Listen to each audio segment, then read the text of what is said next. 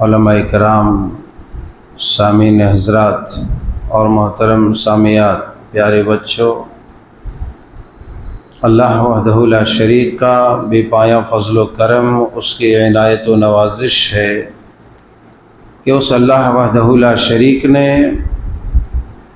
اپنے فضل و مہربانی سے ہر طرح کے حادثات اور ہر طرح کے آفات و مصائب سے، فتنوں سے محفوظ و مصون فرما کر آج تک دین، ایمان اور اسلام پر زندہ و تابندہ رکھا ہے، باقی اور سلامت رکھا ہے۔ یقیناً یہ اس کی مہربانی خاص ہے کہ اس نے ایمان کی حالت میں ہم سب کو یہاں مجتمع فرمایا ہے، جمع فرمایا ہے۔ اسی لیے ہر حال میں اس اللہ وحدہ لا شریک ہی کی حمد بیان کی جانی چاہیے اور اسی کا شکریہ ادا کرنا چاہیے۔ فللہ الحمد ولہ الشکر سبحان اللہ وبحمدہ سبحان اللہ العظیم۔ اللہم صلی علی محمد وعلی آل محمد کما صلیت علی ابراہیم وعلی آل ابراہیم انکا حمید مجید۔ اللہم بارک علی محمد وعلی آل محمد کما بارکت علی ابراہیم وعلی آل ابراہیم انکا حمید مجید۔ عزیزان گرامی، آپ کو بہت پہلے سے اس بات کا علم ہے کہ آج کا یہ مبارک اجتماع جس موضوع کے تحت چلنا ہے وہ بڑا ہی اہم ہے، اور جس موضوع پر ہمیں بحث و تمحیص کرنی ہے وہ موضوع دو جزئیات پر مشتمل ہے۔ وہ ہے دعوت و اصلاح کی راہ میں رواداری و ہمدردی، محبت اور بھائی چارگی کی اہمیت و ضرورت۔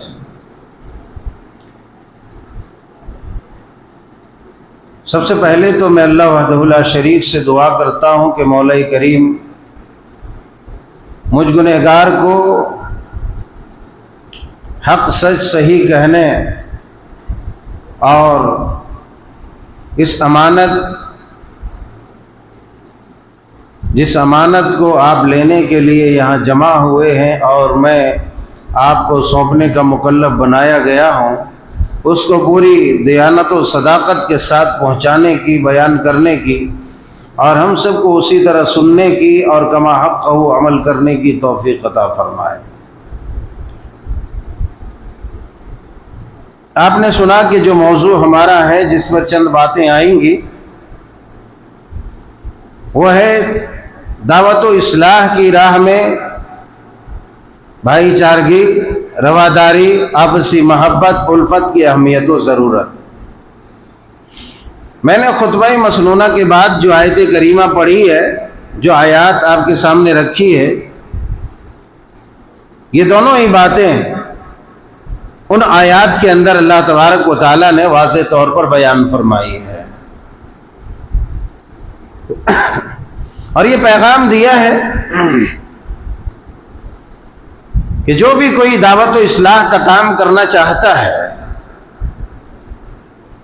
اس کے لیے علم کی تو اور عمل کی ضرورت ہے ہی ہے۔ اس کے بغیر تو کوئی دعوت کا کام، کوئی اصلاح کا کام، کوئی دین کا کام جو اس طرح کی بڑی ذمہ داری ہے وہ نہیں ادا کی جا سکتی ہے۔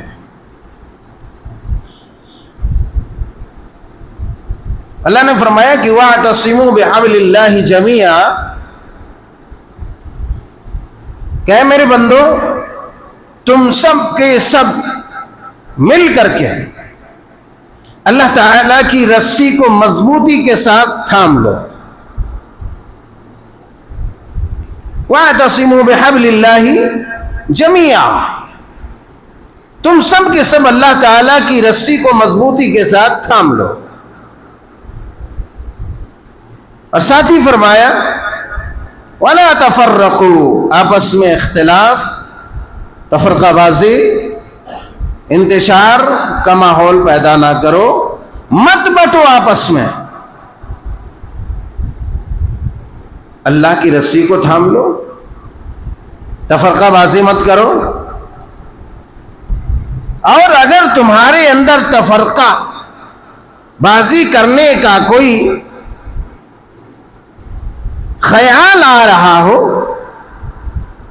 اختلاف کرنے کا کوئی وسوسہ پیدا ہو رہا ہو، تو ایسی صورت میں سب سے پہلے وَاذْكُرُوا نِعْمَةَ اللَّهِ عَلَيْكُمْ، کہ اللہ تبارک و تعالی کی اس نعمت کو یاد کر لینا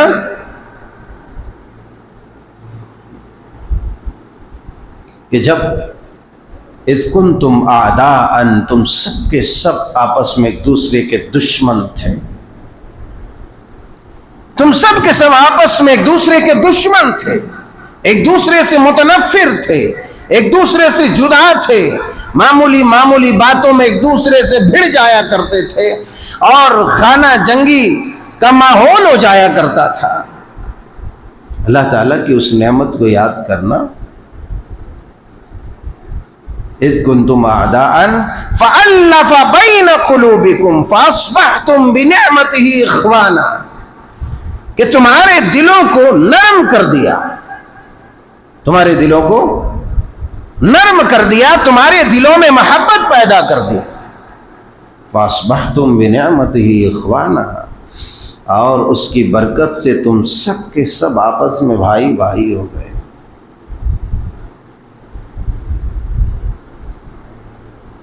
وَاذْكُرُوا نِعْمَةَ اللَّهِ عَلَيْكُمْ إِذْ كُنْتُمْ أَعْدَاءً فَأَلَّفَ بَيْنَ قُلُوبِكُمْ فَأَصْبَحْتُمْ بِنِعْمَتِهِ إِخْوَانًا۔ اللہ تعالیٰ نے تمہارے دلوں میں محبت پیدا کر دی، تمہارے دلوں کو نرم کر دیا اور ایک دوسرے کی طرف موڑ دیا، ایک دوسرے کے لیے نرم کر دیا، ایک دوسرے کے لیے دل میں محبت پیدا کر دی۔ وَأَلَّفَ بَيْنَ قُلُوبِكُمْ فَأَصْبَحْتُمْ بِنِعْمَتِهِ إِخْوَانًا وَكُنْتُمْ عَلَى شَفَا حُفْرَةٍ مِّنَ النَّارِ فَأَنْقَذَكُم مِّنْهَا كَذَلِكَ يُبَيِّنُ اللَّهُ لَكُمْ آيَاتِهِ لَعَلَّكُمْ تَهْتَدُونَ، کہ تمہارا معاملہ تو یہ تھا کہ تم جہنم کے دہانے پر تھے، ان قریب تم جہنم میں گرنے والے تھے، اور ہوتا نہ تھا۔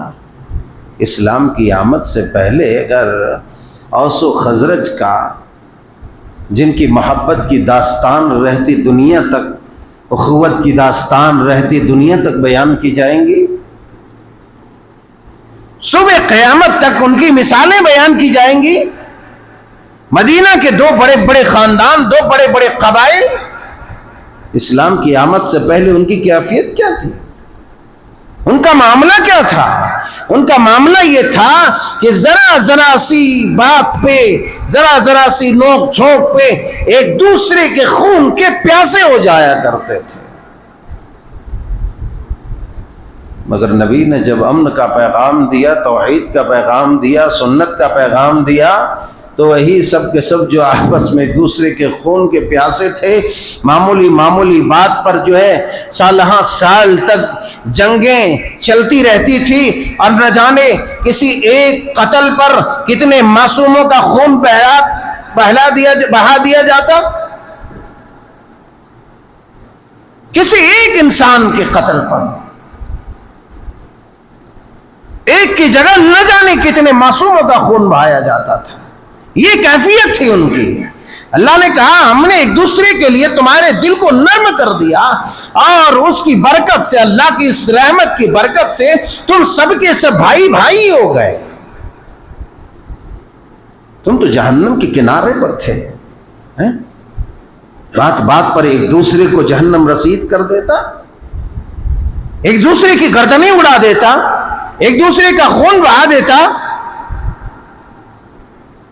اتنا خطرناک اور اتنا سنگین معاملہ تھا، اللہ نے وہی نعمت یاد دلائی ہے۔ وَكُنْتُمْ عَلَى شَفَا حُفْرَةٍ مِّنَ النَّارِ فَأَنْقَذَكُم مِّنْهَا، کہ تمہیں بچا لیا اللہ تعالیٰ نے جہنم سے، تمہیں بچا لیا اللہ تعالیٰ نے ہلاکت و بربادی سے۔ اللہ تعالیٰ تو اسی طرح اپنی نشانیاں بیان کرتا ہے، كَذَلِكَ يُبَيِّنُ اللَّهُ لَكُمْ آيَاتِهِ لَعَلَّكُمْ تَهْتَدُونَ۔ اتنی بات بیان فرمائی، اس کے بعد فرمایا وَلْتَكُمْ مِنْكُمْ أُمَّةٌ يَدْعُونَ إِلَى الْخَيْرِ وَيَأْمُرُونَ بِالْمَعْرُوفِ وَيَنْهَوْنَ عَنِ الْمُنْكَرِ وَأُولَٰئِكَ هُمُ الْمُفْلِحُونَ۔ یہ دو آیتیں اللہ نے ایک ساتھ بیان کی، ایک کے بعد ایک ہے۔ پہلا لفظ کیا ہے کہ اللہ کی رسی کو مضبوطی کے ساتھ تھام لو۔ دوسرا پیغام کیا ہے کہ آپس میں بٹو مت، اختلاف مت کرو، انتشار پیدا مت کرو، تفرقہ پیدا مت کرو، گروہ بندیاں نہ کرو۔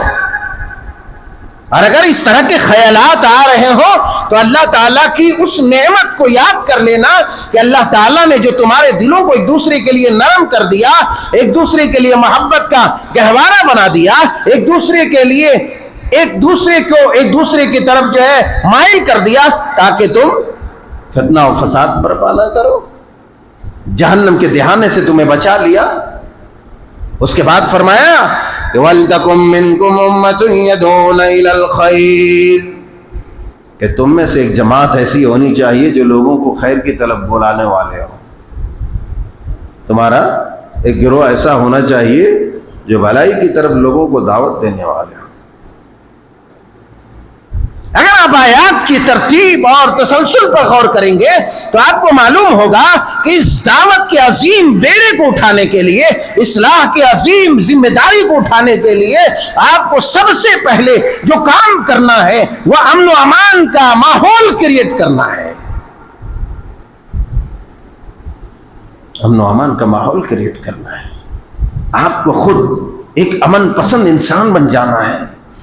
آپ کے اخلاق سے امن کی بو آ رہی ہو، امن کی خوشبو پھوٹ رہی ہو، آپ کے کردار سے امن و مساوات، عدل و مساوات اور ہمدردی و رواداری کی خوشبو پھوٹ رہی ہو، تب آپ کی ذات سے اصلاح کا کام ہو سکتا ہے۔ بصورت دیگر اختلاف ہو سکتا ہے، انتشار ہو سکتا ہے، آپس میں بٹ سکتے ہیں، فتنہ پیدا ہو سکتا ہے، اصلاح کا کام نہیں ہو سکتا ہے۔ یہ معلوم ہوتا ہے وَلْتَكُمْ مِنْكُمْ أُمَّةٌ يَدْعُونَ إِلَى الْخَيْرِ وَيَأْمُرُونَ بِالْمَعْرُوفِ، ایک جماعت ایسی ہو جو بھلائیوں کی طرف لوگوں کو بلانے والی ہو، وَيَنْهَوْنَ عَنِ الْمُنْكَرِ، برائیوں سے روکنے والی وہ جماعت ہو۔ اور اس جماعت کے تعلق سے اللہ نے مزید فرمایا اولئک هم المفلحون۔ پھر اس جماعت کا کہنا کیا ہے؟ یہی وہ جماعت ہے جو کامیاب ہونے والی جماعت ہے، یہی وہ جماعت ہے جو فلاح پانے والی جماعت ہے، یہی وہ جماعت ہے جو جنت میں داخل ہونے والی۔ اولئک هم المفلحون۔ فلاح کا لفظ جہاں جہاں بھی قرآن مقدس میں آیا ہے اس کا مطلب یہ ہے کہ اس سے حقیقی کامیابی مراد ہے، اور حقیقی کامیابی یہ ہے کہ اس کا فیوچر، اس کا بھوشیہ، اس کی آنے والی زندگی، اس کا مستقبل بہتر ہو جائے، خوف سے، ہراس سے، فتنہ سے، فساد سے، دکھ سے، تکلیف سے، درد سے، غم سے محفوظ و مصون ہو جائے۔ اور یہ جو اوصاف بیان کیے گئے، یہ دنیا کے اندر ایسا نہیں ہو سکتا۔ دنیا کے اندر انسان بالکلیہ خوف سے، ہراس سے، دکھ سے، تکلیف سے محفوظ و مصون نہیں ہو سکتا۔ یہ تبھی ہو سکتا ہے جب انسان اس فانی دنیا کو چھوڑ کر اس ابدی دنیا کی طرف چلا جائے اور اس کا داخلہ جنت میں ہو جائے۔ اور جب جنت میں داخلہ ہو جائے تو یہی وہ لوگ ہیں جن کے بارے میں کہا وَأُولَٰئِکَ هُمُ الْمُفْلِحُونَ۔ دعوت کا کام کرنے والا وہ جماعت کوئی معمولی جماعت نہیں، وہ گروہ کوئی معمولی گروہ نہیں، وہ ٹولہ دعوت کا، اصلاح کا کام کرنے والا یہ کوئی معمولی نہیں، روئے زمین کے وہ بہترین جماعت ہے جس جماعت نے نبیوں کے اس عظیم بیڑے کو اٹھا رکھا کہ نبی آخر الزمان جناب محمد رسول اللہ صلی اللہ علیہ وآلہ وسلم بعثت کے بعد، تکمیل دین کے بعد، اتمام دین کے بعد، اتمام شریعت کے بعد جس جماعت کو دعوت و تبلیغ کا مکلف بنایا گیا وہی وہ جماعت ہے، ہماری اور آپ کی گنہگار جماعت ہے کہ جنہوں نے نبیوں کے اس عظیم بیڑے کو اٹھا رکھا ہے۔ جو کام نبی آخر الزمان سے قبل اللہ تبارک و تعالیٰ کے پیغمبر کیا کرتے تھے، وہی عظیم کام، عظیم الشان وہ ذمہ داری اللہ تبارک و تعالیٰ نے ہم جیسے ناتواں اور کمزور و بے بس لوگوں کے کندھوں پہ رکھا ہے، اور اس طریقے سے ان کی تعریف بیان فرمائی، وَمَنْ أَحْسَنُ قَوْلًا مِّمَّنْ دَعَا إِلَى اللَّهِ وَعَمِلَ صَالِحًا وَقَالَ إِنَّنِي مِنَ الْمُسْلِمِينَ۔ ایسے لوگوں کی تعریف بیان فرمائی ہے کہ وَمَنْ أَحْسَنُ قَوْلًا مِّمَّنْ دَعَا إِلَى اللَّهِ، اس آدمی سے بہتر کس آدمی کی بات ہو سکتی ہے؟ اس آدمی سے اچھی کس کی بات ہو سکتی ہے؟ اس آدمی کی دعوت سے کس کی اچھی دعوت ہو سکتی ہے؟ وَمَنْ أَحْسَنُ قَوْلًا مِّمَّنْ دَعَا إِلَى اللَّهِ، کہ جو اللہ تبارک و تعالیٰ کی طرف بلانے والے ہوں، جو اللہ تعالیٰ کی طرف دعوت دینے والے ہوں، جو لوگوں کو برائیوں سے روکنے والے ہوں، جو لوگوں کو بھلائی کی طرف بلانے والے ہوں، اس سے اچھی جماعت کس کی ہو سکتی ہے؟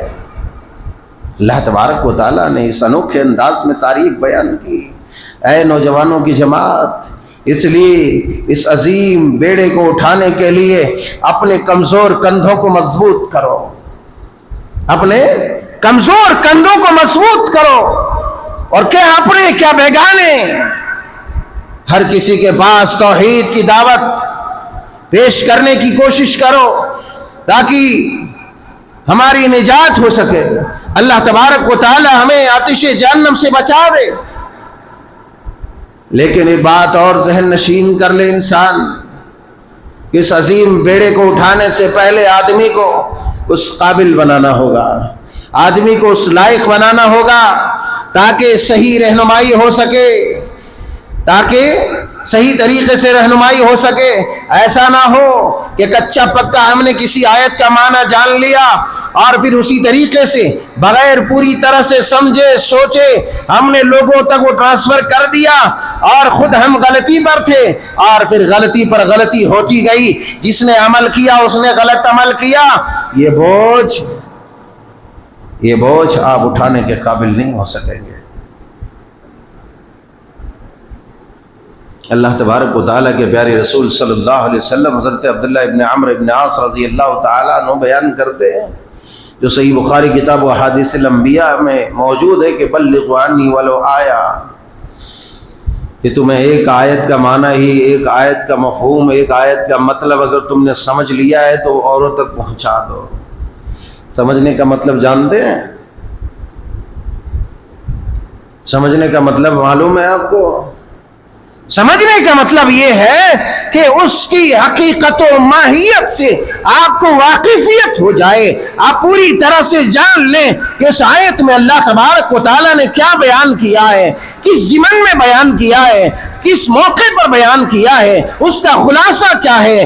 آپ اگر کما حق کہو آپ نے اس آیت کریمہ کو سمجھ لیا ہے تو اب آپ اس قابل ہو گئے، آپ کی ذمہ داری ہے کہ کسی اور تک اس آیت کو منتقل کیا جائے۔ جو علم آپ کے پاس آ گیا وہ علم کسی اور کو دیا جائے، کسی اور کے سامنے رکھا جائے۔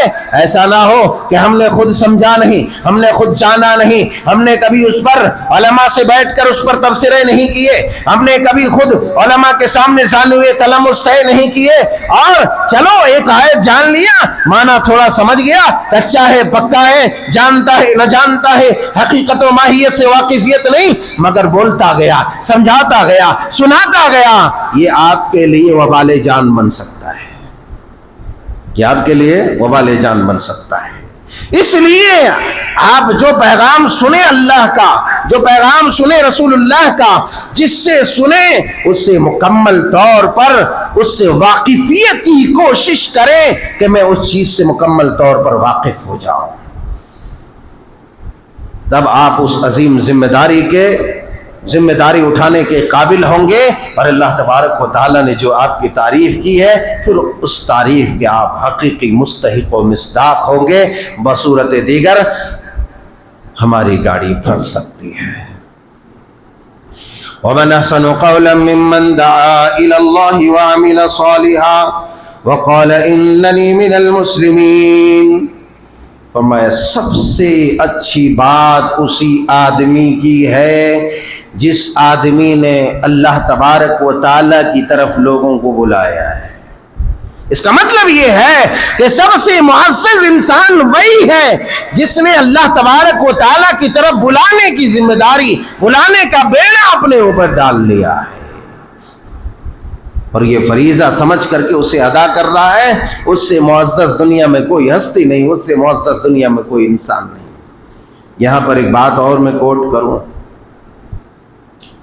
کہ آپ کو داعی، مبلغ، مصلح بننے کے لیے باقاعدہ آپ کو ٹریننگ کی ضرورت ہے، آپ کو علماء سے دین سیکھنے کی ضرورت ہے۔ اب علماء بول دے تو آدمی کہنے لگتے ہیں، سوچنے لگتے ہیں وہ منگرا ہے، وہ بدھنا ہے، وہ جمن ہے، وہ جمراتی ہے، وہ شیوراتی ہے، اس کو خود نہیں آتا۔ جب علماء کا لفظ بولا جائے تو اس سے مراد ہے عالم ربانی جس کو کتاب و سنت پر دسترس ہو، قرآن و سنت جو اچھی طرح سے جانتا ہو، قرآن و سنت کو جو اچھی طرح سمجھتا ہو۔ اس لیے کہ ہر وہ آدمی جو اسٹیج پر چڑھ گیا، تقریر کر دیا، بول دیا، وہ عالم نہیں ہوتا ہے۔ وہ خطیب ہو سکتا ہے، وہ مقرر ہو سکتا ہے، وہ باتیں جو علماء نے کتابوں میں لکھی ہے وہ سمجھ کر کے آپ کے سامنے پیش کر سکتا ہے، مگر اگر آپ کو دین سیکھنا ہے تو عالم ربانی سے آپ سیکھیں۔ اور جب تک آپ وقت نہیں لگائیں گے نہ آپ داعی بن سکتے ہیں، نہ مصلح بن سکتے ہیں، نہ عالم بن سکتے ہیں، نہ فاضل بن سکتے ہیں۔ اس لیے کہ ہمارے اسلاف نے ماضی میں جو علم سیکھنے کی جو راہیں اپنائی تھی وہ کوئی معمولی نہیں تھی۔ میں یہاں پر ایک امام کے تعلق سے ذکر کروں گا فقط اس لیے تاکہ آپ کو اور ہم کو یہ بات سمجھ میں آ جاوے کہ علم کوئی ایسی ویسی چیز نہیں کہ بس معمولی ہم نے کسی موضوع یا کسی ٹاپک کے تحت انٹرنیٹ گوگل پہ ٹائپ کر دیا یا بول دیا، پورا خاکہ نکل گیا، پتہ نہیں کس نے لکھا ہے، کیسا لکھا ہے، کیا تفسیرہ ہے، کس ضمن میں لکھا ہے، کس پس منظر میں لکھا ہے، ہم نے کچھ سوچا سمجھا نہیں، آ گیا بس دیکھ لیا اور اسی پر ہم اندھا دھند بات کرنے لگے۔ ایسا نہیں ہے۔ آپ کو باقاعدہ طور پر علم سیکھنے کے لیے آپ کو وقت بھی لگانا ہے، آپ کو اموال بھی خرچ کرنے ہیں، اور آپ کو عقل و شعور لگانا ہے، اور آپ کو علم اس لیے سیکھنا ہے تاکہ اللہ تعالیٰ کے دین کی ہم حفاظت کر سکیں، تب جا کر کے آپ کو علم کا کچھ رس مل سکتا ہے، نہیں تو آپ کو نہیں مل سکتا۔ امام شمس الدین ذہبی رحمۃ اللہ علیہ، آپ نے نام سنا ہوگا، اور نہیں سنا ہوگا تو علماء جانتے ہیں کہ کتنے بڑے فقیہ، کتنے بڑے امام، اور اسماء رجال کے جو ہے کتنے بڑے جو ہے دقاق عالم ربانی ہے۔ انہوں نے امام ابو حاتم الرازی، بہت بڑے امام ہیں، ان کے بارے میں لکھا ہے سیر اعلام النبلاء میں لکھا ہے کہ امام ابو حاتم الرازی کہ طلب علم کی یہ کیفیت تھی، وہ علم حدیث کے لیے ان کے سفر کا یہ عالم تھا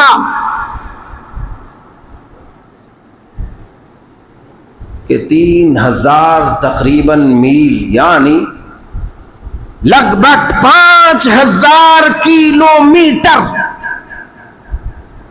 500 کلومیٹر نہیں، 500 کلومیٹر نہیں، لکھا ہے کہ 5000 کلومیٹر کی لمبی مسافت فقط علم حدیث کے لیے پیدل، علم حدیث کے لیے پیدل چل کر کے انہوں نے اتنی لمبی مسافت طے کی، فقط علم حدیث کے لیے۔ 5000 کلومیٹر کوئی یہ کہنے سننے کی بات نہیں ہے، 5 کلومیٹر نہیں ہے۔ ہمارے گھر سے ہمارا بچہ نہیں آتا ہے آدھا کلومیٹر چل کر کے ہیں؟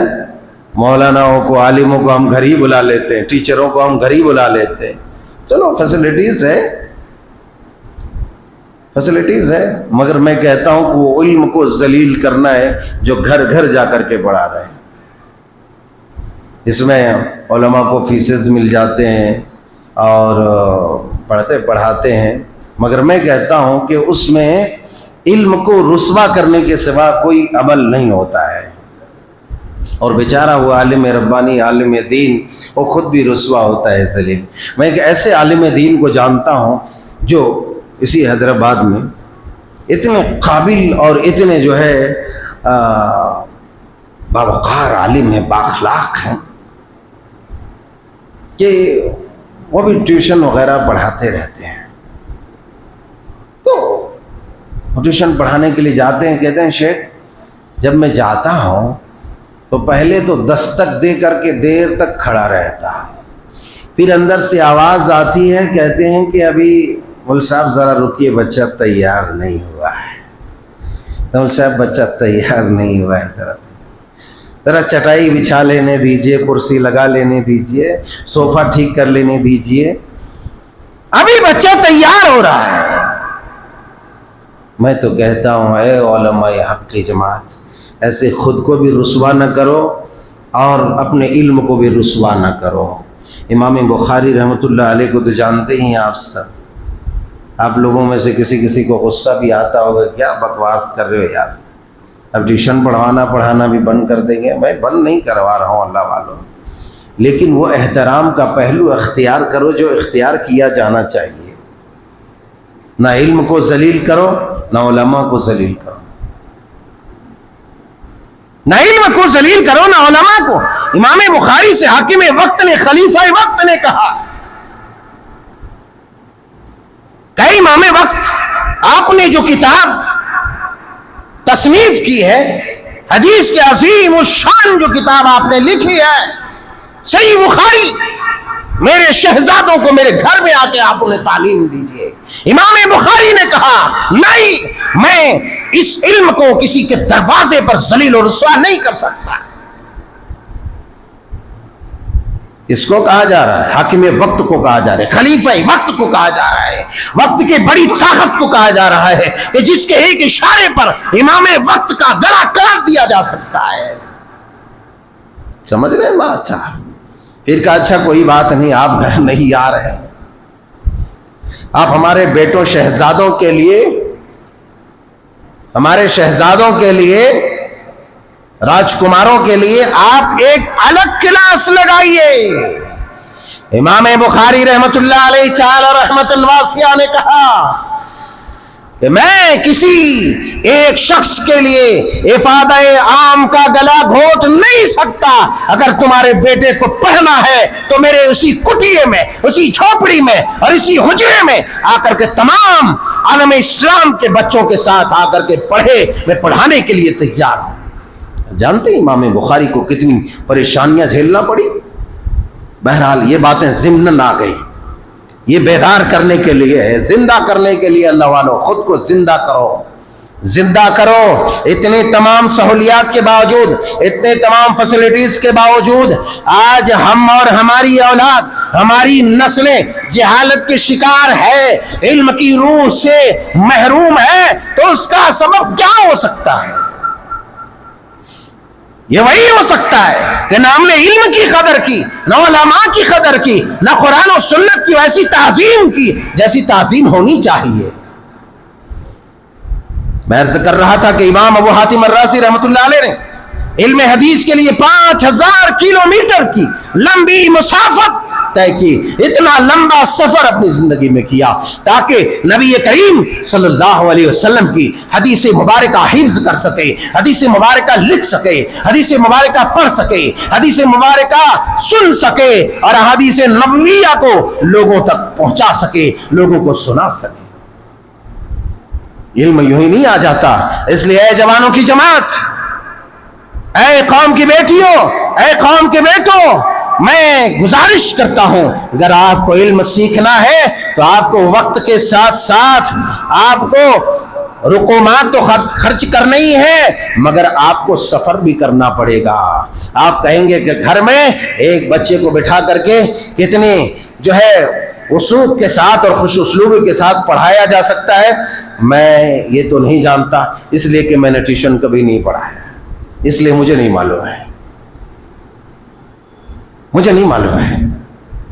لیکن اتنا ضرور جانتا ہوں کہ وہاں مولوی صاحب بھی سہمے رہتے ہیں اور بچے ببر شیر بن جاتے ہیں۔ میں تو گھر میں ہوں، مولوی صاحب کے ساتھ گستاخیاں بھی کرتے رہتے ہیں۔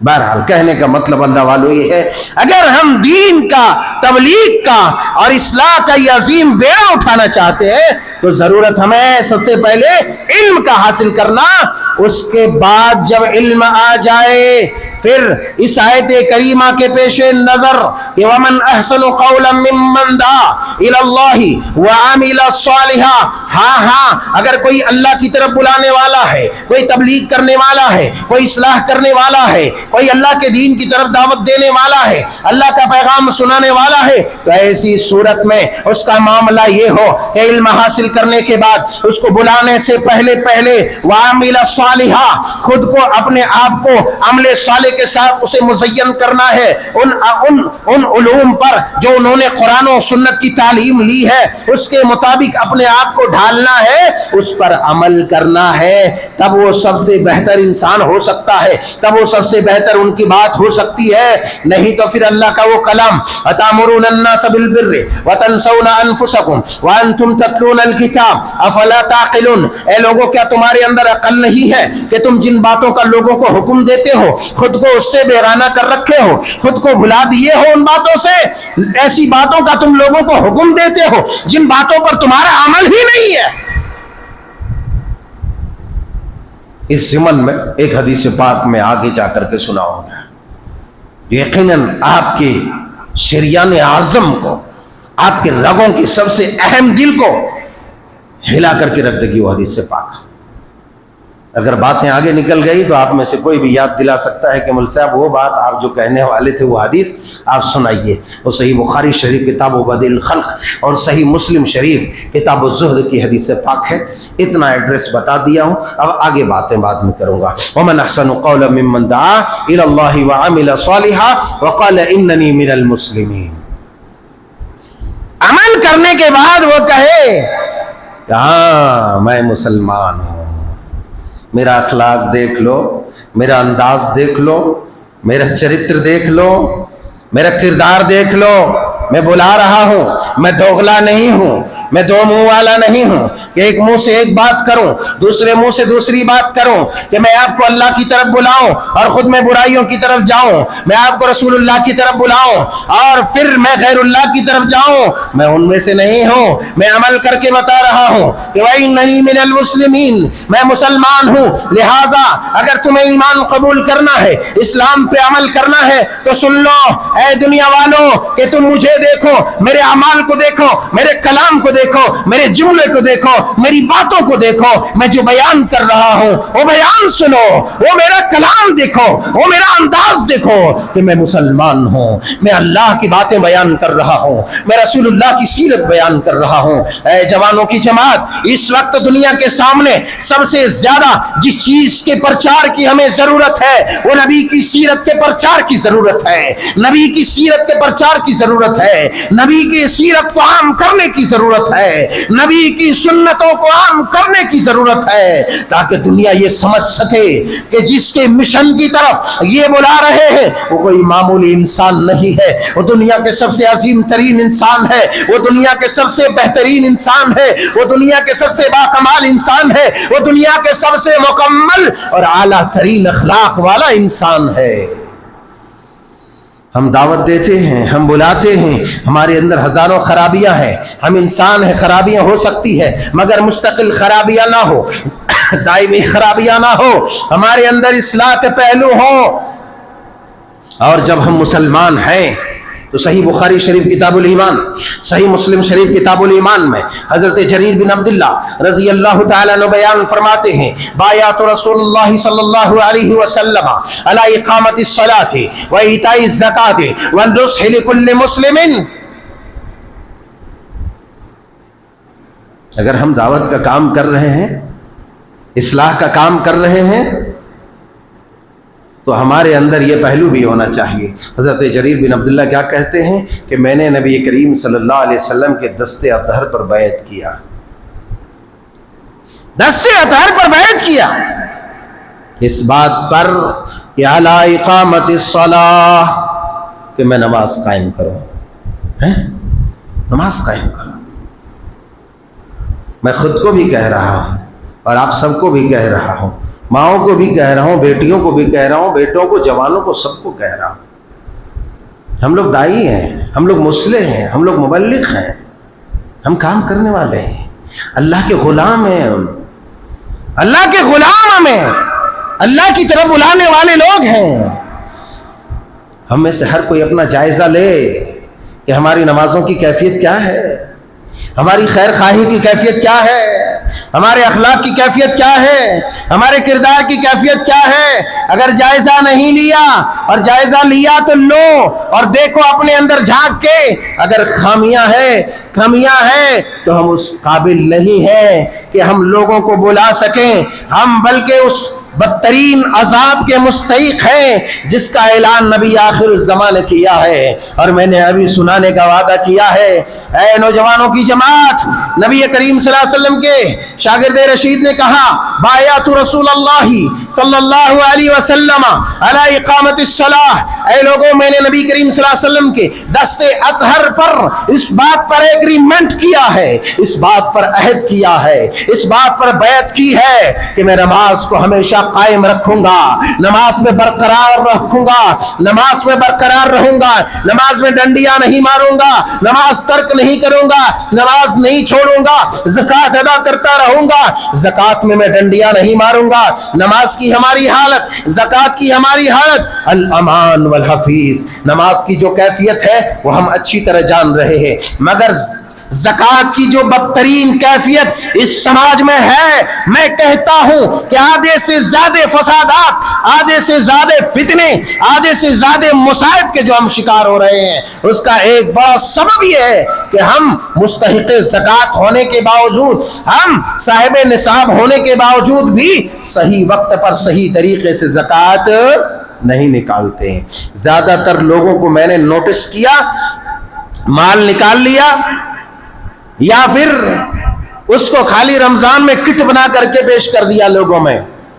زکوٰۃ کے مال سے کٹ بنا کر پیش کرنے والے کی زکوٰۃ ادا ہو ہی نہیں سکتی، نہیں ادا ہوگی زکوٰۃ۔ دوسری شکل یہ ہے، زکوٰۃ رکھ لیا جیب میں، 5 روپیہ وہ فقیر کو، 10 روپیہ وہ فقیر کو، 100 روپیہ اس بیوہ کو، اور 50 روپیہ اس یتیم کو، اور ایسے کر کے جو ہے پورے سال بانٹ رہا ہے، اس کی زکوٰۃ ادا ہو ہی نہیں سکتی۔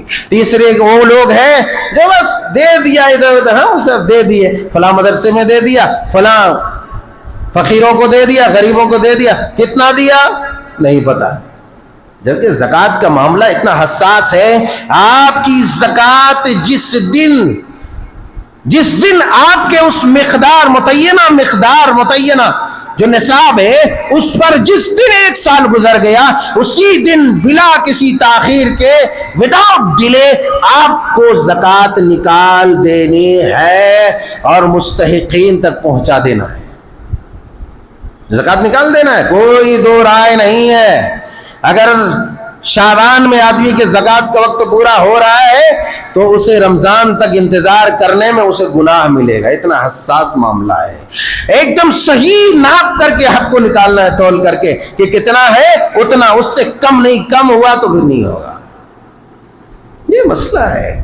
علی اقام الصلاۃ و ایتاء الزکاۃ، زکوٰۃ ادا کرنے کے تعلق سے بھی میں نے عہد کیا، بیعت کی، وعدہ کیا، عہد کیا۔ وَالنُّصْحِ لِكُلِّ مُسْلِمٍ، اور ہر مسلمان کے ساتھ خیر خواہی اور بھلائی پر میں نے نبی کریم صلی اللہ علیہ وسلم کے دست اطہر پر یہ وعدہ کیا ہے کہ ہر مسلمان کے ساتھ بھلائی کروں گا، ہر مومن کے ساتھ بہتری کروں گا، ہر مسلمان کے ساتھ خیر خواہی کروں گا،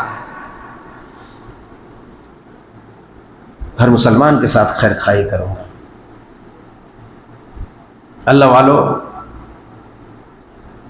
میں دعوت و تبلیغ اور اصلاح کے موضوع پر زیادہ باتیں نہیں کرنا چاہتا، اس لیے میں نے اتنی باتیں رکھی کہ ہمارے موضوع کے دو پہلو، دو جز، دو پارٹس ہیں کہ دعوت و اصلاح کی راہ میں رواداری، ہمدردی، اخوت، بھائی چارگی کی اہمیت و ضرورت۔ اس لیے دعوت و اصلاح کے تعلق سے تھوڑی بات ہونی چاہیے۔ اذان کتنے بجے مولانا؟ 25 میں اذان ہے۔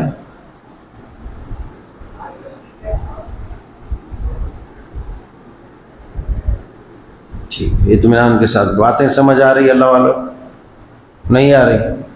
آ رہی سمجھ میں؟ اگر نہیں آئے گی تو بیٹھ جاؤں گا، کیونکہ باتیں سمجھانا اصل مقصود و مطلوب ہے۔ اچھا، مزہ بھی آ رہا ہے؟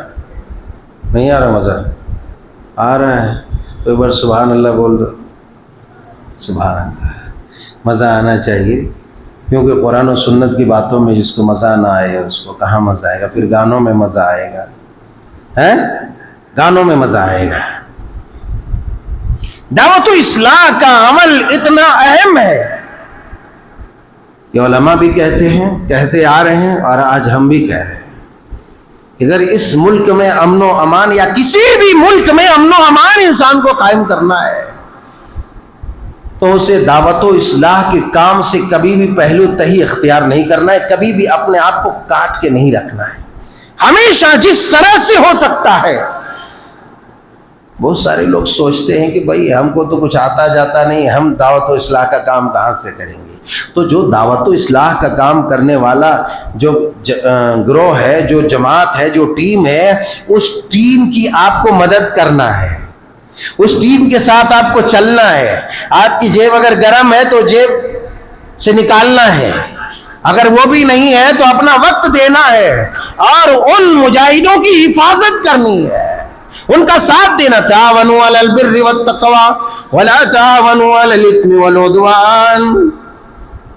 نیکی کے کام میں، بھلائی کے کام میں آپ مدد کیجئے، تعاون کیجئے، اور برائی کے کام میں اپنے آپ کو دور رکھیے۔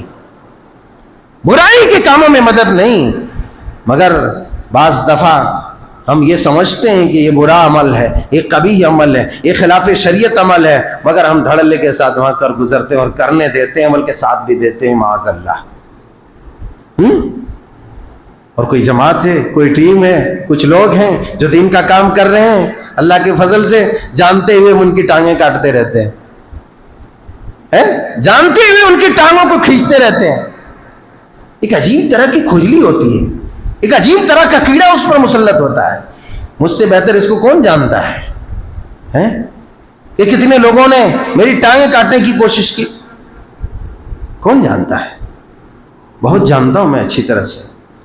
اور ان ٹانگوں کو کاٹنے میں، ٹانگوں کو کھینچنے میں سب سے زیادہ اپنے قریبی لوگ رہتے ہیں، اپنے قریبی دوست رہتے ہیں، فقط اس لیے کہ اس کا نام دنیا میں ہو جا رہا ہے، اس کا نام ہو جا رہا ہے دنیا میں۔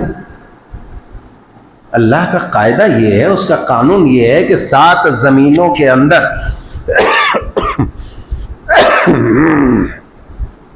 کوئی خیر کا کام، کوئی بھلائی کا کام، کوئی دعوت کا کام کرتا ہے نا، کسی کو نہیں بتاتا۔ اللہ کا قاعدہ یہ ہے کہ اللہ تبارک و تعالیٰ پھر بھی اس کا نام روشن کر دے گا اور لوگوں کے دلوں میں اس کی محبت پیدا کر دے گا، لوگوں کے دلوں میں اس کی محبت پیدا کر دے گا۔ اور بات صرف اتنی نہیں، لوگوں سے اس کی حفاظت بھی کرے گا۔ یہی وجہ ہے کہ اللہ تبارک و تعالیٰ نے فرمایا، یا ایھا الرسول بلغ ما انزل الیک من ربک وَإِن لَّمْ تَفْعَلْ فَمَا بَلَّغْتَ رِسَالَتَهُ وَاللَّهُ يَعْصِمُكَ مِنَ النَّاسِ۔ اے رسول، آپ کو جو ذمہ داری تبلیغ رسالت کی دی گئی ہے، آپ پہنچا دیجئے لوگوں تک، آپ اللہ کا پیغام سنا دیجئے۔ بلغ ما انزل الیک، جو آپ کی طرف نازل کیا ہے وہ آپ لوگوں تک پہنچا دیجئے۔ اگر آپ نے ایسا نہیں کیا، وَإِن لَّمْ تَفْعَلْ فَمَا بَلَّغْتَ رِسَالَتَهُ، تو یقین جانیے آپ نے رسالت کے پہنچانے میں، یہ ذمہ داری ادا کرنے میں آپ نے خیانت سے کام لیا، آپ نے یہ ذمہ داری ادا نہیں کی۔ اور اگر آپ کو کسی کا خدشہ ہے، کسی کا ڈر ہے کہ فلاں ستائے گا، فلاں مارے گا، تو ڈرنے کی ضرورت نہیں ہے، گھبرانے کی ضرورت نہیں ہے، میں اس کے ساتھ ہوں۔ واللہ یعصمک من الناس، میں بچاؤں گا لوگوں سے، اس کو لوگوں کی پکڑ سے، لوگوں کے حملے سے، لوگوں کی گرفت سے میں اس کی حفاظت کروں گا، یہ اللہ کا وعدہ ہے۔ اور اے لوگوں، تمہیں ڈرنے کی ضرورت نہیں ہے، تم اس لیے دین کے کام کرنے سے نہیں رک جانا کہ تم ڈرنے لگو کہ فقر و فاقہ، تنگ دستی، مفلوق الحالی، مال نہیں آئے گا، کمائیں گے، کمی آ جائے گی ہماری روزی میں، ایسا نہیں ہے۔ وَلَوْ أَنَّهُمْ أَقَامُوا التَّوْرَاةَ وَالْإِنْجِيلَ وَمَا أُنزِلَ إِلَيْهِمْ مِنْ رَبِّهِمْ لَأَكَلُوا مِنْ فَوْقِهِمْ وَمِنْ تَحْتِ أَرْجُلِهِمْ، کہا کہ تمہیں گھبرانے کی ضرورت نہیں، ادھر لوگوں سے میں بچاؤں گا، تمہارا کوئی بال بیکا نہیں کر سکتا ہے، کوئی کچھ نہیں بگاڑ سکتا تمہارا۔ اور دوسری بات ہے، اگر تمہیں ڈر لگ رہا ہے نا کہ روزی، تو روزی بھی میں تمہیں دوں گا، اور ایسی روزیاں دوں گا کہ اوپر نیچے دائیں بائیں چاروں طرف سے رزق حلال تم تک پہنچتا رہے گا، اور مزے سے کھاؤ گے بھی اور دین کا کام کرو گے، مزے سے کھاؤ گے بھی، دین کا کام کرو گے بھی۔ اس کا مطلب یہ نہیں ہے کہ چندہ کر کر کے پورا ہڑپ جائے کہ میرے پاس آ رہا ہے، ایسا نہیں ہے۔ اللہ اس کے حلال کا بندوبست اس کے لیے کر دے گا، لوگ اس کے لیے معاوضے مقرر کر دیں گے، تنخواہیں مقرر کر دیں گے، ہدیے دیں گے، تحفے تحائف دیں گے،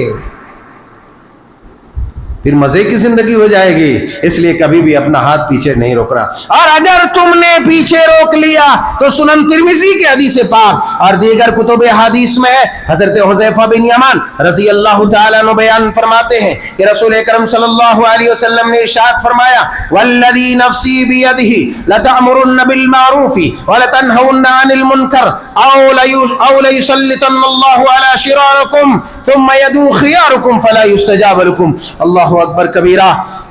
نبی کریم صلی اللہ علیہ وسلم نے فرمایا، اے لوگو، اس ذات کی قسم جس کے ہاتھ میں میری جان ہے، محمد کی جان ہے نا۔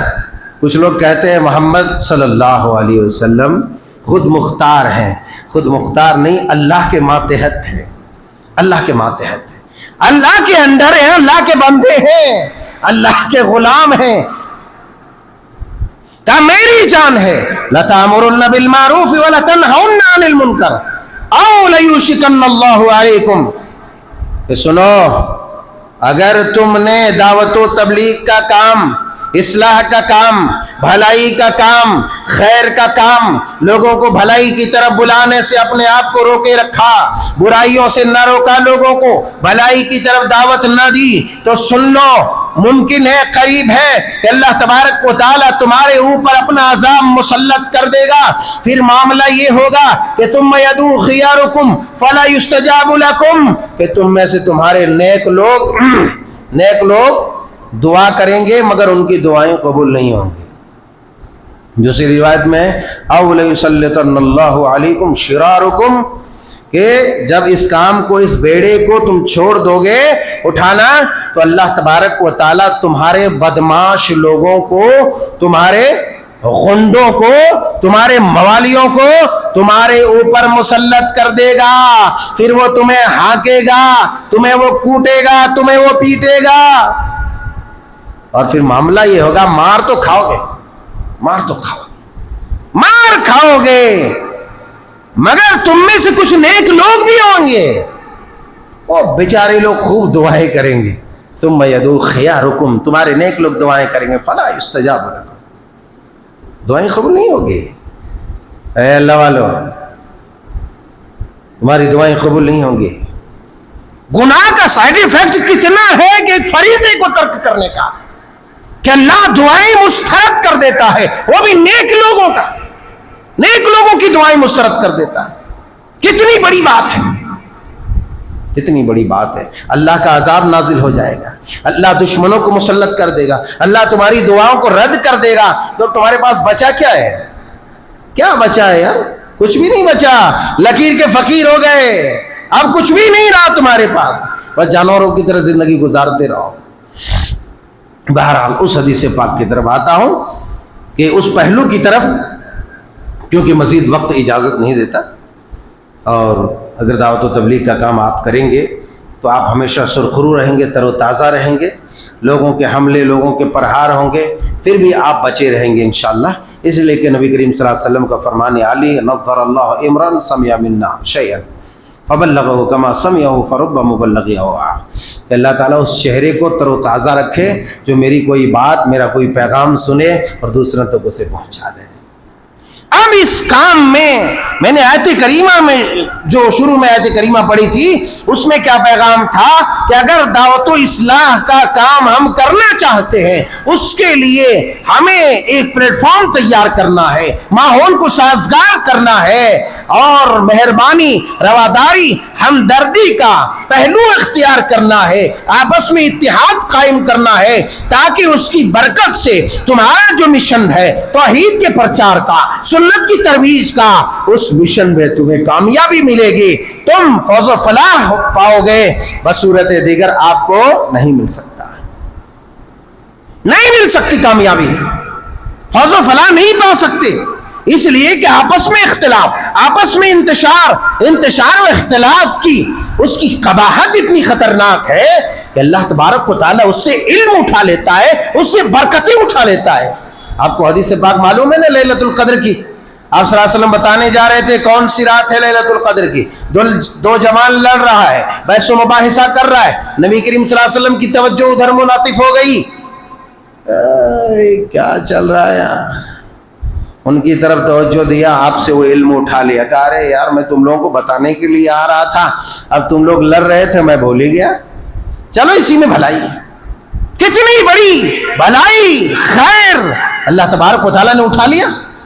آپ کو ہم کو معلوم ہوتا تو 5 راتوں کے علاوہ ہم ایک ہی رات کو جاگ لیتے تھے، ایک ہی رات میں پورا سمیٹ لیتے تھے۔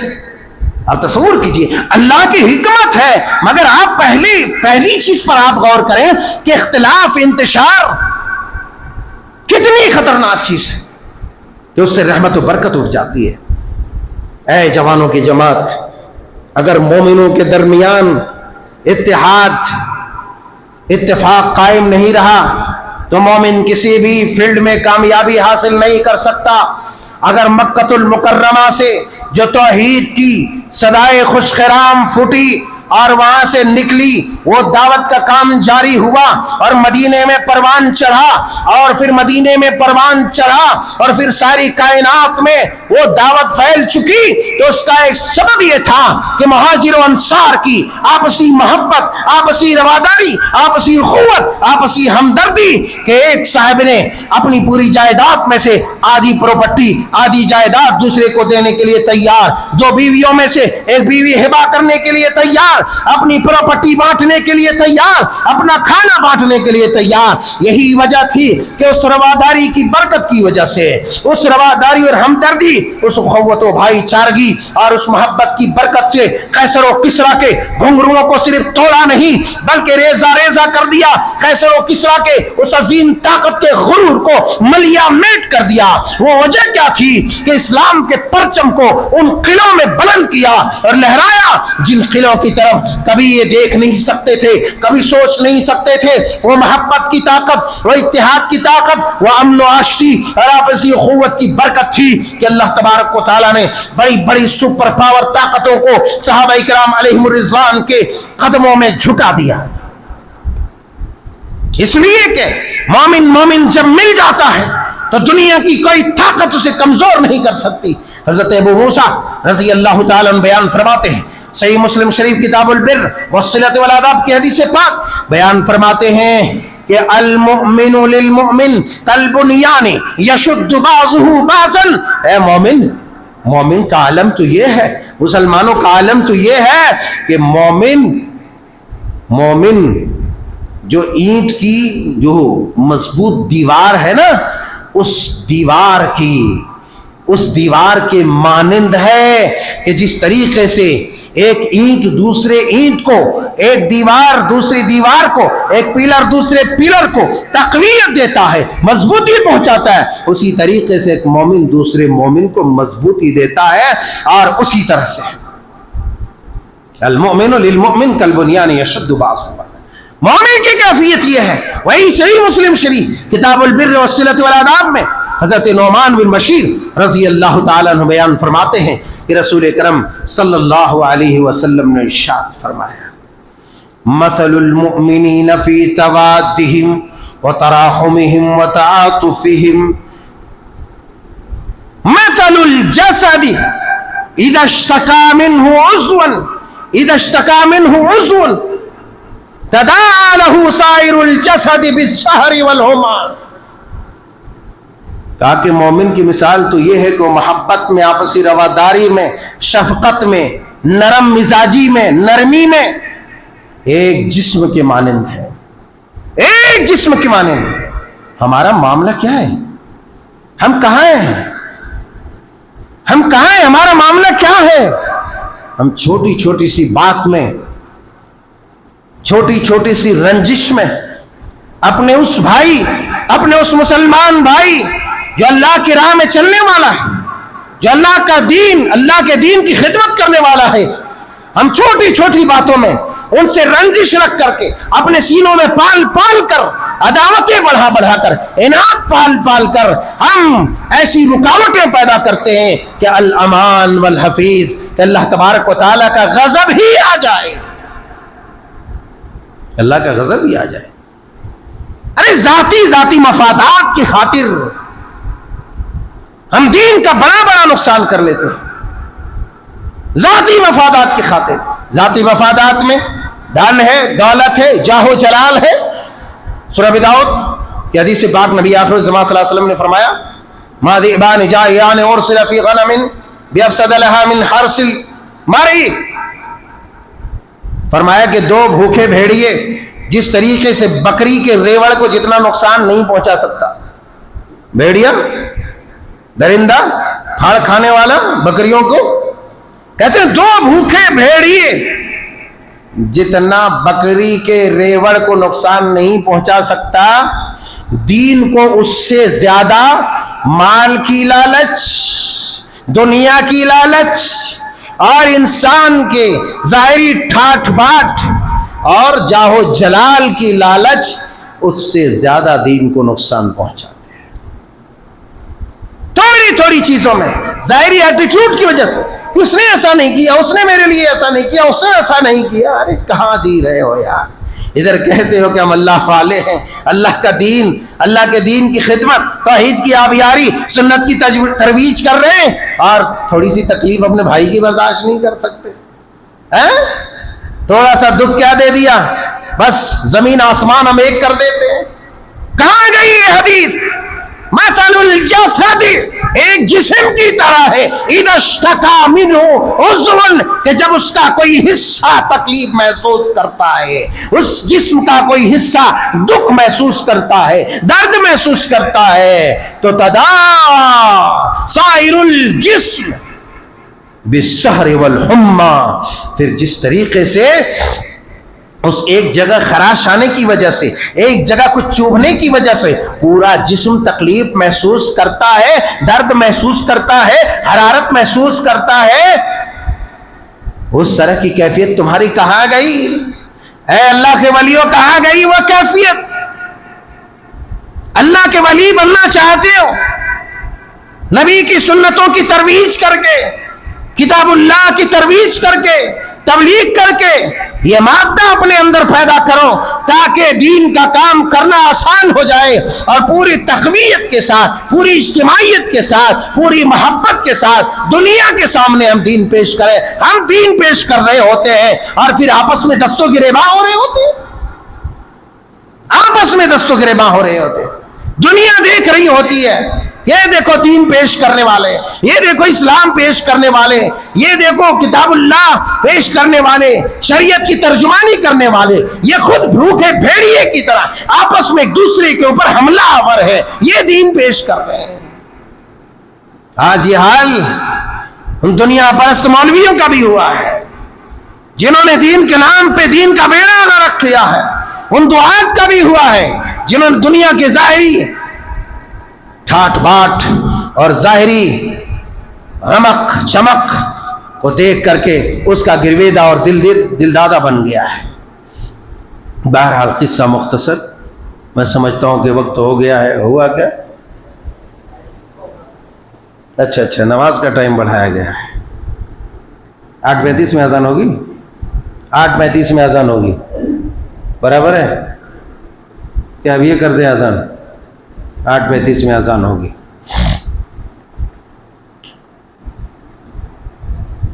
تو ہماری کیفیت یہ ہونی چاہیے کہ جس طریقے سے نبی کریم صلی اللہ علیہ وسلم نے جس کا کلمہ ہم پڑھتے ہیں، جس کلمے کی بنیاد پر ہم آپس میں ایک دوسرے سے رشتے کرتے ہیں، ایک دوسرے سے رشتے چلاتے ہیں، اس رشتے میں یہ چیز وضعیت کر دی ہے. اور یہی وجہ ہے کہ عام اعلان کر دیا انما المؤمنون اخوہ. اے مومنو، تم آپس میں بھائی بھائی ہو. جب بھائی بھائی ہو تو بھائی بھائی کی ٹانگ نہیں کاٹتا ہے. بھائی بھائی کی ٹانگ تبھی کاٹے گا جب اس کے اندر حرص، ان کے اندر لالچ، اس کے اندر بخیلی اور اس کے اندر سیلفش، اس کے اندر یہ جو ہے دنیا کی محبت غالب آ جائے گی. تبھی بھائی کی ٹانگ ایک بھائی کاٹ سکتا ہے، نہیں تو نہیں کاٹ سکتا ہے. اور جس انسان کا سینہ اللہ کی محبت سے لبریز ہو، جس انسان کا شیوا یہ ہو کہ اللہ رسول کی محبت اپنے ساتھ لے کر کے چلتا ہو، کتاب اللہ کے مطابق چلتا ہو، رسول اللہ کی سنتوں کو حرز جا بناتا ہو، ایسا آدمی ایسی گھٹیا اور ذلیل حرکت نہیں کر سکتا. اگر کوئی کرتا ہے تو سمجھ لے کہ اللہ تبارک و تعالیٰ کی رحمت سے وہ رفتہ رفتہ دور ہوتا چلا جا رہا ہے، رفتہ رفتہ دور ہوتا چلا جا رہا ہے.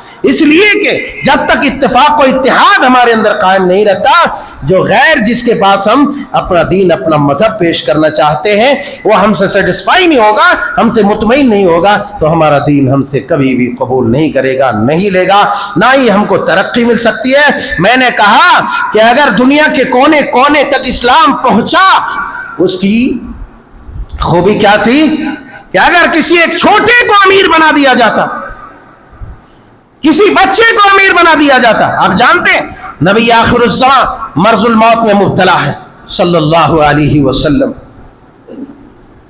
آپ نے لشکر کا امیر اسامہ بن زید بن حارثہ، اسامہ بن زید بن حارثہ رضی اللہ تعالیٰ عنہ کو بنا دیا.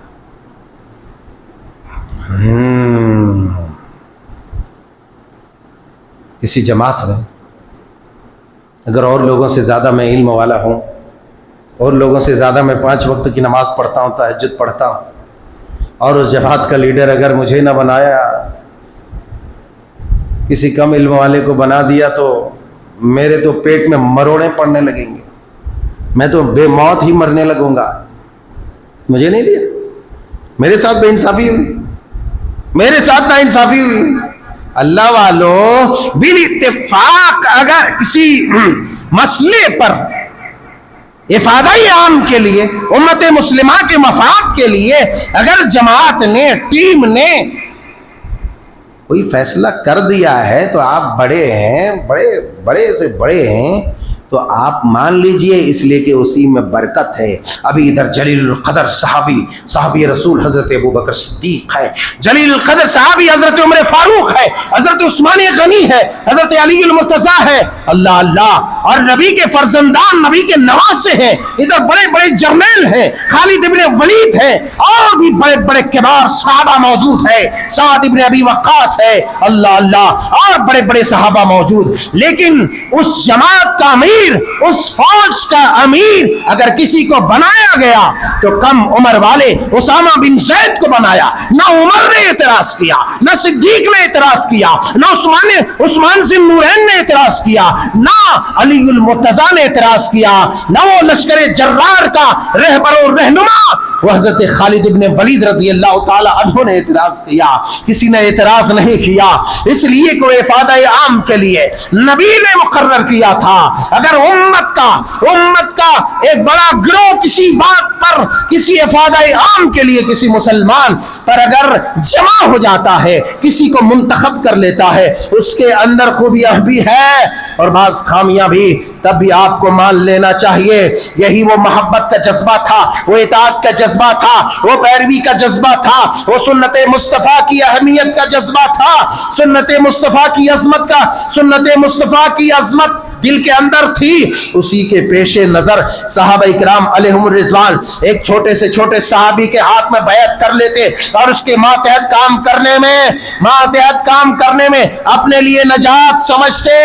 اے امت کے جیالو، قصہ مختصر کرتا ہوں، اگر دعوت کے کام میں، اصلاح کے کام میں ترقی پانا ہے اور اس میں اور زیادہ تیزی لانا ہے اور اس کو مقبول ترین بنانا ہے تو آپسی اتحاد و اتفاق کو برقرار کرنا ہے، آپسی محبت و قوت اور بھائی چارگی کو برقرار رکھنا ہے تاکہ دین کا کام، اصلاح کا کام ہو سکے۔ آخر میں وہ حدیث پاک آپ کی سماعتوں کے حوالے کرتا ہوں۔ صحیح بخاری شریف کتاب بدیل الخلق، صحیح مسلم شریف کتاب الزہد کے اندر حضرت ابو زید اسامہ بن زید بن حارثہ رضی اللہ تعالیٰ عنہ نبی کریم صلی اللہ علیہ وسلم کے چہیتے بیان فرماتے ہیں کہ میں نے نبی کریم صلی اللہ علیہ وسلم کو ارشاد فرماتے ہوئے سنا، یؤتی بالرجل یوم القیامۃ فیلقی فی النار فتندلق اقطاب بطنہ فیدور بها کما یدور الحمار فی الرحا فیستمع الیہ اہل النار فیقولون یا فلان الم تک تأمر بالمعروف وتنہی عن المنکر فیقول بلا كنت آمر بالمعروف ولا آتیہ وانہی عن المنکر وآتیہ۔ جیسا کہ میں نے کہا، صحیحین کی حدیث پاک حضرت ابو زید اسامہ بن زید بن حارثہ بیان فرماتے ہیں کہ نبی کریم صلی اللہ علیہ وسلم نے ارشاد فرمایا، ایک آدمی کو لایا جائے گا،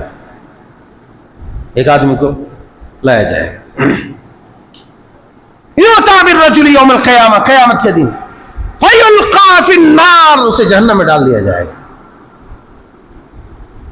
اے مسلمین کی جماعت، اے داعیوں کی جماعت، اے علماء کی جماعت، یہ حدیث اگر تمہارے شریعان اعظم کو متحرک نہیں کرتی تو تم بے ضمیر ہو، تم مردہ ہو چکے ہو۔ اگر تمہارے دل کی حرکتوں کو تیز نہیں کیا، نبی بیان فرماتے ہیں قیامت کا دن ہوگا، ایک آدمی کو لایا جائے گا، جہنم میں ڈال دیا جائے گا، فَيُلْقَى فِي النَّارِ فَتَنْدَلِقُ أَقْطَابُ بَطْنِهِ فَيَدُورُ بِهَا كَمَا يَدُورُ الْحِمَارُ فِي الرَّحَا، کہ وہ اپنی ہتھیلیاں اس کی باہر نکل آئیں گی، پیٹ کی ہتھیلیاں، پوری ہتھیلی باہر۔ لوگ اپنے کپڑے کو ایسے سمیٹ کر کے چلتے ہیں، بھاگتے ہیں، کپڑے کو پکڑ کر کے تیز چلنا ہوتا ہے، وہ اپنی ہتھیلیوں کو سمیٹ کر کے ہاتھ میں لے کر کے پھرے گا، فَتَنْدَلِقُ أَقْطَابُ بَطْنِهِ فَيَدُورُ بِهَا كَمَا يَدُورُ الْحِمَارُ فِي الرَّحَا۔ جس طریقے سے گدھا چکی پر گھومتا ہے، پرانے زمانے کی چکیاں، پانی نکالنے کے لیے، تیل نکالنے کے لیے وغیرہ وغیرہ، چکی پر جس طریقے سے گدھا گھومتا ہے، جہنم کے ارد گرد چاروں طرف گھومے گا۔ فَيَسْتَمِعُ إِلَيْهِ أَهْلُ النَّارِ، جہنمی لوگ جمع ہو جائیں گے، کہیں گے آپ بڑے بھائی، آپ ہیں نا وہ جو اصلاح کا کام کرتے تھے، دعوت کا کام کرتے تھے، تقریر کرتے تھے، قرآن بیان کرتے تھے، حدیث بیان کرتے تھے، لوگوں کو بھلائی کی طرف دعوت دیتے تھے، لوگوں کو برائی سے روکتے تھے، کیا آپ وہی نہیں ہیں؟ فیقول بلا، وہ کہے گا ہاں میں ہی ہوں وہ۔ آج ہر آدمی مفتی بنا ہوا ہے، بغیر علم کا لوگوں کو دعوت دے رہا ہے، خود بھی گمراہ، لوگوں کو بھی گمراہ کر رہا ہے، اس کے اندر عمل نہیں، مگر لوگوں کو عمل کروانے کے لیے وہ 7 کوس آگے ہے تاکہ لوگ بھلائی کی طرف آ جائے۔ اے لوگوں سنو، اگر تم بھلائی کی دعوت دیتے ہو اور تم خود بھلائی نہیں کرتے تو سن لو، اس عذاب کے لیے تیار ہو جاؤ۔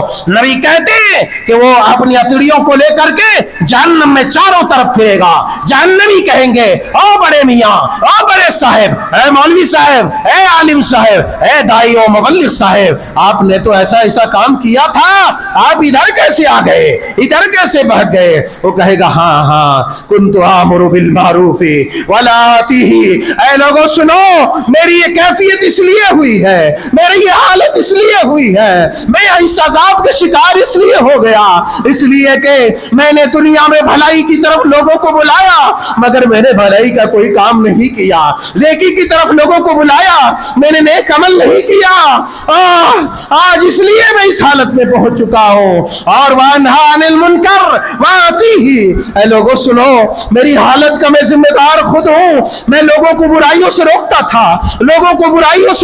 تھا، مگر میں خود برائیاں کرتا تھا۔